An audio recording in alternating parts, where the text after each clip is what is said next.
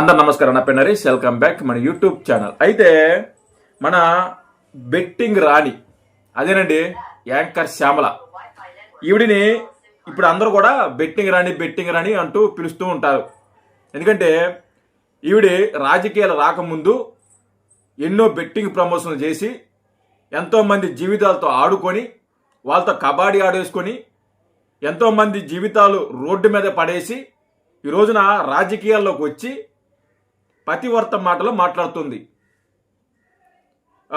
సమాజం, సాంప్రదాయం, మహిళల భద్రత, కూటమి ప్రభుత్వం మహిళలకు భద్రత కల్పించడం లేదు, కూటమి ప్రభుత్వం వచ్చిన తర్వాత అత్యాచారాలు ఎక్కువైపోయాయి, అగత్యాలు ఎక్కువైపోయాయి, మహిళలకు భద్రత లేదు అనేసి పెద్ద పెద్ద ముద్ర మాటలు మాట్లాడుతూ ఉంటుంది ఈ యాంకర్ శ్యామల అలియాస్ బెట్టింగ్ రాణి. ఈవిడ నిన్న ఒక ప్రెస్ మీట్ పెట్టేసి మహిళల భద్రత గురించి, అలాగే కిరణ్ రాయల్ ఇష్యూ ఏదైతే ఉందో ఆ ఇష్యూ గురించి మాట్లాడుతూ, ఒక మహిళకి అన్యాయం జరిగితే మీ అధికార ప్రతినిధి ఒక అమ్మాయిని మోసం చేస్తే ఆ మహిళని అన్యాయంగా అరెస్ట్ చేపిస్తారా? ఆ మహిళకు భద్రత కల్పించరా? ఇదేనా మీ కూటమి ప్రభుత్వం? ఇదే మీ నిజాయితీ? ఇదే మీ నిబద్ధత అనేసి పెద్ద పెద్ద ముద్ర మాటలు మాట్లాడింది. ఒకసారి ఈ బెట్టింగ్ రాణి ఏం మాట్లాడిందో ఒకసారి విందాము. విన్న తర్వాత అసలు సంగతి తేలద్దాం.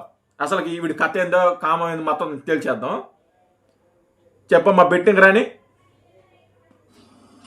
మొన్న తిరుపతిలో లక్ష్మీ అని ఆవిడ మనందరికి తెలుసు, జనసేన తిరుపతి ఇన్ఛార్జ్ అని చెప్పే కిరణ్ రాయల్ గారి వల్ల నాకు అన్యాయం జరిగింది, నాకు నయవంచన జరిగింది, నన్ను అతను వేధిస్తున్నాడు, నన్ను ఆదుకోండి అన్నా చంద్రబాబు నాయుడు గారు, పవన్ కళ్యాణ్ గారు అని అరిస్తే బయటకు వచ్చి ఎత్తి అడిగితే కూటమి రాజకీయంతో పాటు పోలీసు వ్యవస్థ కూడా కలిసిపోయి ఆమెని జైలుకి పంపించే వరకు ఎవరు నిద్రపోలేదు.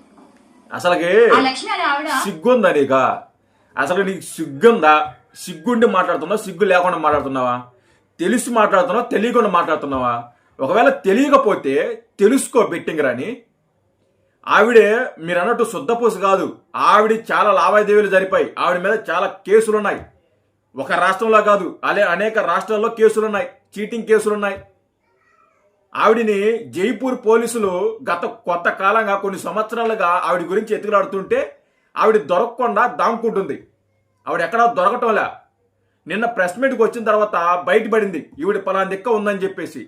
ఆ తర్వాత జైపూర్ పోలీసులు వచ్చి అరెస్ట్ చేశారు. ఆవిడ మీద ఎఫ్ఐఆర్ నమోదైంది. ఎఫ్ఐఆర్ నమోదైన తర్వాత ఏ పోలీసులను వదిలిపెడతారా? వదిలిపెట్టరు కదా, అరెస్ట్ చేస్తారు కదా. అదే జరిగింది. ఇప్పుడు ఇక్కడ అరెస్ట్ చేపిస్తే, మన రాష్ట్రంలో అరెస్ట్ చేపిస్తే సరే పోనీలే, మన కూటమి ప్రభుత్వం అధికార ప్రతినిధి కాపాడడానికి చేశారు అని అనుకోవచ్చు. ఎక్కడో పక్క రాష్ట్రం జైపూర్ పోలీసులు వచ్చి అరెస్ట్ చేశారు. దానికి కూటమి ప్రభుత్వానికి ఏంటి సంబంధం? దానికి జనసేన పార్టీకి ఏంటి సంబంధం? ఆవిడ శుద్ధపోసు కాదు కదా. ఆవిడ చాలా లావాదేవీలు జరిపారు. మీరు అధికారంలో ఉన్నప్పుడు ఎన్ని జరిగాయి? బెట్టింగ్ రాని మీరు అధికారంలో ఉన్నప్పుడు ఎన్ని జరిగినాయి?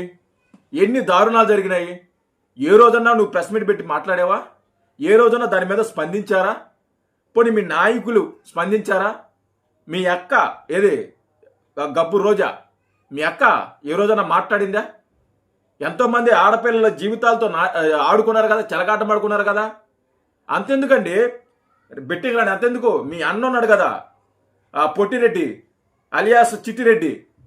ఆయన ఇంటి పక్కన ఒక మహిళకి అన్యాయం జరిగితే ఆ మహిళకి భద్రత కల్పించలా ఆ రోజున మీ ప్రభుత్వం.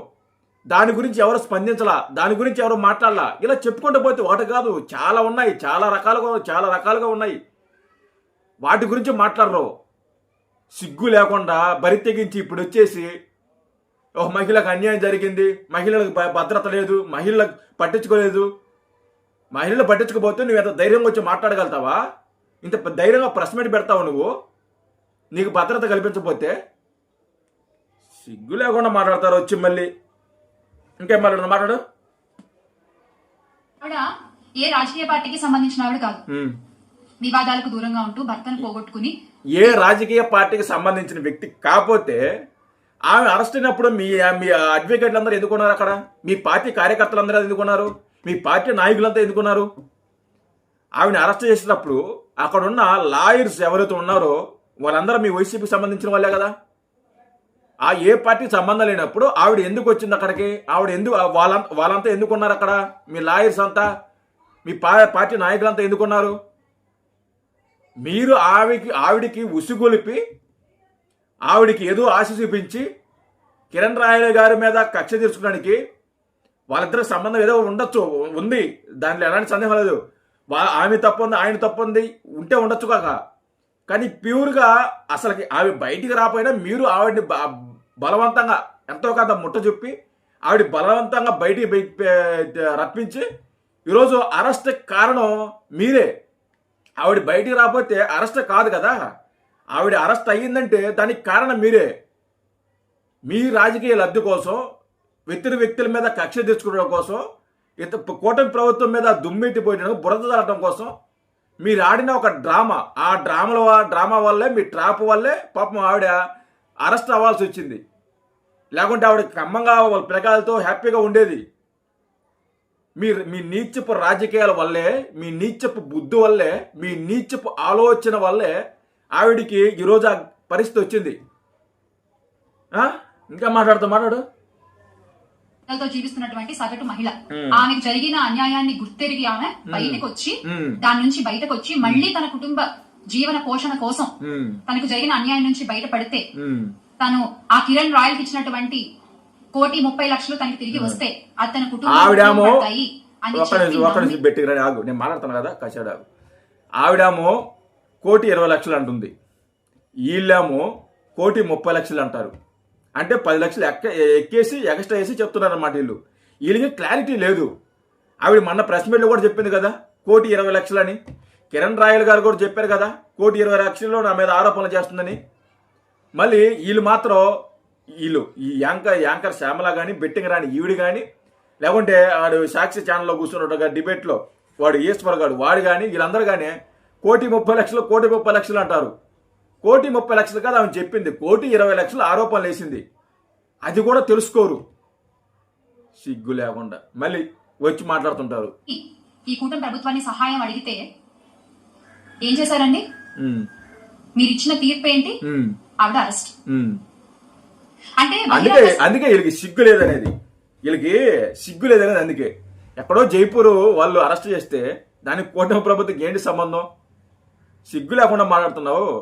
అసలుకి నీ వల్ల ఎంతో మంది జీవితాలు నాశనం అయ్యాయి కదా. నువ్వు బెట్టింగ్ యాప్లు ప్రమోట్ చేసావు కదా. నువ్వు బెట్టింగ్ యాప్లు ప్రమోట్ చేసి వాళ్ళ చేత బెట్టింగ్ ఆడించి ఎంతో మంది జీవితాలని రోడ్డు మీదకి లాగి దాని ద్వారా నువ్వు డబ్బులు సంపాదించుకొని ఈరోజు నువ్వు నీతి కబుర్లు చెప్తున్నావు. నువ్వు శుద్ధంగా ఉండాలి కదా, నువ్వు శుద్ధపూస ఉండాలి కదా, నువ్వు నీతులు చెప్పడానికి. నువ్వే ఒక చీటర్వి, నువ్వే ఒక చీటింగ్ చేసేదానివి, నువ్వే బెట్టింగ్ యాప్లు ప్రమోట్ చేసేదానివి, నువ్వే ఎంతోమంది జీవితాలతో ఆడుకునేదానివి, ఎంతోమంది మనుషులు జీవితాలతో ఆడుకున్న దానివి నువ్వు, ఎంతోమంది మోసం చేసిన దానివి నువ్వు వచ్చి ఇక్కడ నీతులు మాట్లాడుతుంటే చాలా బూతుగా ఉంది. పెద్ద బూత్ అనిపిస్తున్నది. నువ్వు ఒకరికి నీతులు చెప్పాలంటే ముందు నువ్వు సక్రంగా ఉండాలి, నువ్వు సక్రంగా పాటించాలి, నువ్వు పద్ధతిగా పెరుగుండాలి, పద్ధతైన పనులు చేసి ఉండాలి. అవి ఏవి చేయకుండా బెట్టింగ్ యాప్లు ప్రమోట్ చేసి ఎంతోమంది జీవితంలో రోడ్డు మీదకి లాగి ఈరోజు నా రాజకీయాల్లోకి వచ్చి ఇలాంటి పనికి మాలిన ప్రెస్ మీట్లు పెట్టి నీతులు చెబుతున్నావు. సిగ్గు లేకుండా ముందు జ్ఞానం తెచ్చుకో, సిగ్గు తెచ్చుకో. నీ వల్ల నాశనం అయిపోయిన జీవితాలు ఎవరైతే ఉన్నారో, నాశనం అయిపోయి రోడ్డు మీదకి వచ్చారో, ముందు వాళ్ళని ఏదో దారి చూపించు. ఏదో ఒక రోజు వాళ్ళు కూడా వచ్చి నీ మీద కేసు పెట్టినా పెడతారు గ్యారెంటీగా. అప్పుడు తెలుస్తుంది నీకు, నువ్వు కూడా ఏదో ఒక రోజు నువ్వు జైలుకి పోతావు. సిగ్గు లేకుండా వచ్చి ఇక్కడికి వచ్చి మళ్ళీ నీతులు నిజాయితీ గురించి మాట్లాడుతుంది సిగ్గు లేకుండా. జై హింద్.